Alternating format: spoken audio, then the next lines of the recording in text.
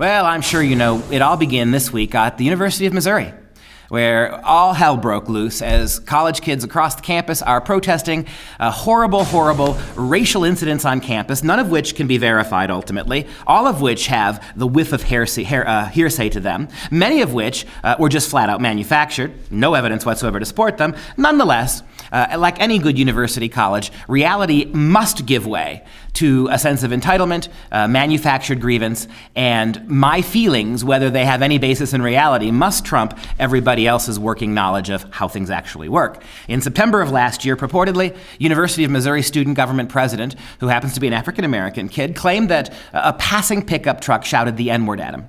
We don't even necessarily know that these were if this happened, that it was a university student in the truck who made the comment at him. And in any event, in October, 1 month later, members of an African-American student organization claimed that a drunk student used racial slurs at them. Now that's a revelation. College kids getting drunk and doing stupid things. Maybe, given that a drunk kid perhaps said a racial slur, maybe we should completely crack down on alcohol on college campuses. But would that not infringe on the little darling's little rights? Can you imagine how these same cultural warriors would react if, in the name of alcoholism, promoting racial slurs, we ban alcohol, right? I mean, that's exactly what we did with the Confederate flag. I mean, or any other aspect of culture that we think may be responsible for inherent latent trigger warnings. We ban it, so let's ban it. And I'd be all for that. Watching how college students behave on college campuses, I would be all for the banning of alcohol whatsoever on university premises. Somehow I don't think that's going to fly with these culture warriors. I wonder about that. And then the event that sparked all of this efflorescence of social grievance, it started when there were claims that a swastika smeared in poop was placed on a dorm room bathroom wall. Now, what's interesting about this? This is a dorm room, right, with people of all different races in it. It's a bathroom wall, right? The allegedly smeared poop swastika had no writing on it, so we don't necessarily know who it was directed at. And the kick in the pants, that nobody took a picture of the swastika when the police were called. They didn't get to see it. There is no evidence that a swastika ever was put there, and so here we are. And moving forward then, we have another situation on the same campus, University of Missouri, and keep in mind that this campus is 90 miles from Ferguson, roughly 90 miles from Ferguson, Missouri. And so what you have descending upon this wonderful campus with these claims, some real, some imagined, you have Black Lives Matter activists. You have all sorts of outside agitators and activists descending on campus to prey upon the scattered carcasses of what would soon be administrative heads. A group of 150 students protesting claims of 2 trucks having ridden by with Confederate flags in the back. Some claim it was to intimidate them. So the pushback begins, predictably, and that's what happens when you get outside agitators, professional agitators coming to campus to link up with mush-brain, entitled little campus advocates who've spent their life in the petri dish that is American university identity politics. Starts with the football team. More than 24 football players announced that they would not participate in team activities until university president Tim Wolf was removed. As far as we know, Mr. Wolf was not responsible for smearing anything on anybody's bathroom wall. We also know that he did not have a Confederate flag in his office, but what we do know is that he did not take these incidents, many of which have a tenuous grasp on credibility, and certainly most of them lack any kind of concrete evidence to go after anyone at all. He didn't take those events seriously, meaning he didn't immediately lock down the campus and have mandatory diversity training for everybody. That was followed up by the Concerned Student 1950 group on campus, who draws its name from the year the university accepted its first African-American student. They demanded that the university president, quote, acknowledge his white male privilege, unquote. All right, so let me see if I got this right.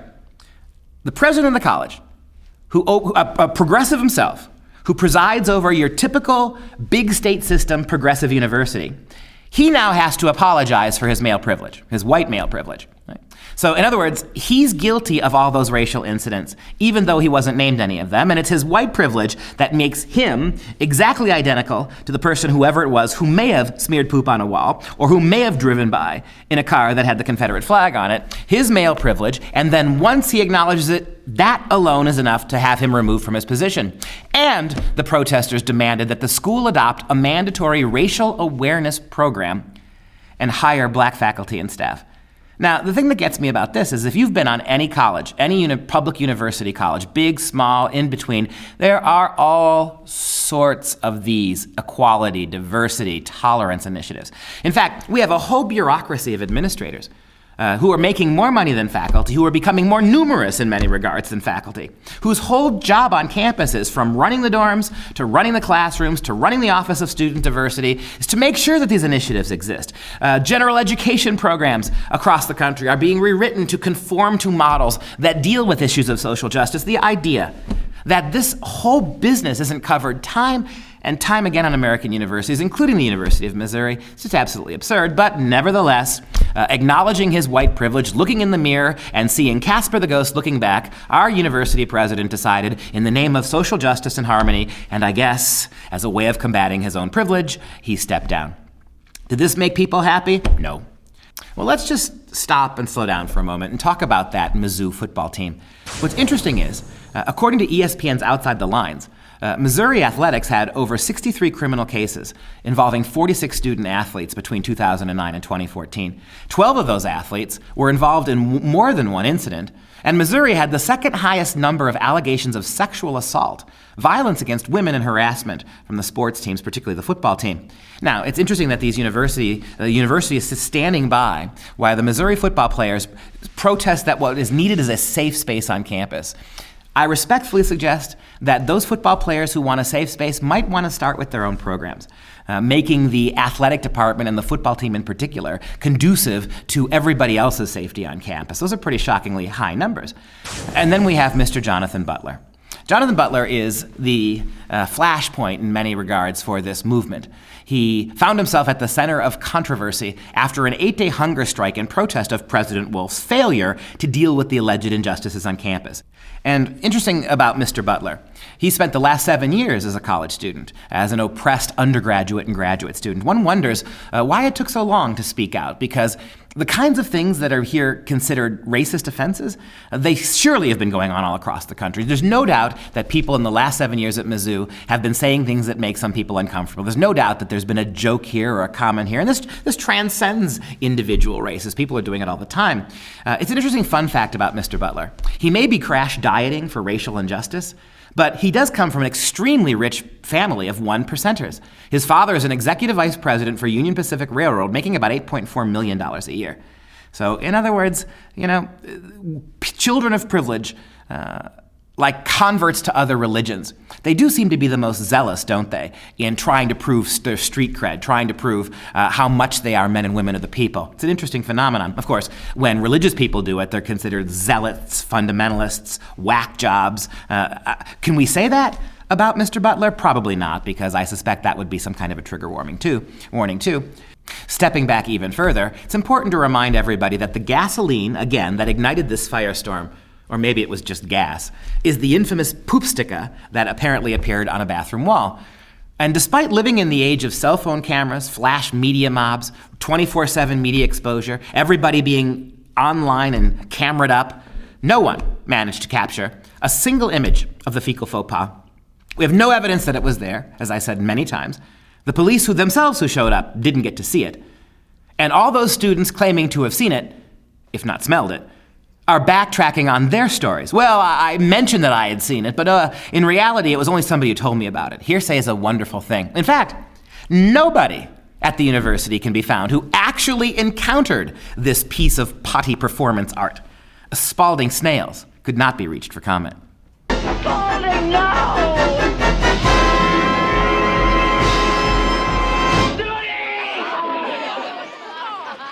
Yes, Spalding, you'll get nothing like it. Unlike our protesters on campus who are getting all their demands met, even though there's no real evidence that the crisis exists. And so that brings us to hateful speech on campus in general. The University of Missouri Police Department is now, in the wake of this horrible crisis, is now asking anybody on campuses who witnesses incidents of hateful speech to report it to the police. So that's wonderful. How do we react to all of this? The president of the university acknowledges white guilt, even though he had nothing to do with the incidents, and he's gone. And now you've got university authorities actually urging kids to narc each other out for saying things that somebody might be offended by. Here is the official statement the department tweeted. To continue to ensure that the University of Missouri campus remains safe, the MU Police Department is asking individuals who witness incidents of hateful speech to, 1, call the police immediately. This is amazing, right? As if campus police have nothing better to do. If somebody says something that offends you, you immediately call the police, get the police to come. So if somebody's watching TV in a dorm, and you happen to walk by, and somebody on the TV makes an insensitive comment, is that not also shattering your safe space? Is this the kind of thing that we have to drag the cops to our dorm rooms for immediately? If you are in an emergency situation, dial 911. So if the unsafe speech really gets you upset, maybe makes you a little nervous, tinkle a little in your pants, then call the actual police at 911. Give the communications operator a summary of the incident, including the location.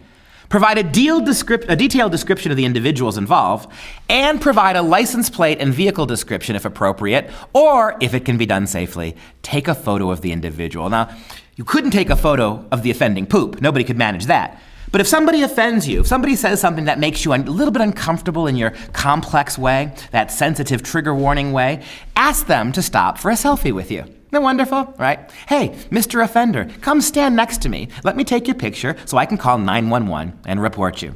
Hateful speech on campus, right? Fun fact, legally, the University of Missouri's Office of Student Conduct can't take any disciplinary action at all against First Amendment protected free speech, even if a student or faculty member gets their feelings hurt. I know that's unusual, and this is why, we have to get rid of the Constitution. The idea that the Constitution, our founding fathers, did not envision a world where hurt sensitivities would so violate the ethos of the nation. If only we could go back 240 years and enshrine in that document the idea that nobody should ever be offended by anything. I think if we were to do that, maybe the progressive left might have a little more respect for the document. Speaking of First Amendment issues, let's take a look at this short clip of a University of Missouri protester interviewing with an MSNBC host. I personally am tired of hearing that First Amendment rights protect students when they're creating a hostile and unsafe learning environment for myself and for other students here. I think that it's important for us to create that distinction and create a space where we can all learn from one another and start to create a place of healing rather than a place where we're experiencing a lot of hate like we have in the past. So, let me get this straight. That the purpose of university education is to create healing places, safe spaces. It's not about education. Because real, genuine education means putting you lockstep with ideas you may not agree with. Real education is putting little orchids like this in the line of ideas that are going to challenge and push, and yes, I'll say it, threaten her. If we're not being threatened in our education, if our complacency, our generalizations, our stereotypes aren't being challenged, and that includes the stereotypes, in fact, that especially includes the stereotypes of the left, because on college campuses, those stereotypes become generalizations that form policy, that become the bedrock of all progressive education. And I love the way she started this. I think, in my opinion, I'm sick and tired of people using the First Amendment to justify people saying what they want who I disagree with. So she basically invokes the First Amendment. She takes advantage of it. She gets to say why she thinks the First Amendment shouldn't apply to some people on campus, but it must apply to me. And this is the kind of thing we get, then, with people like this. This is their idea of healing, by the way.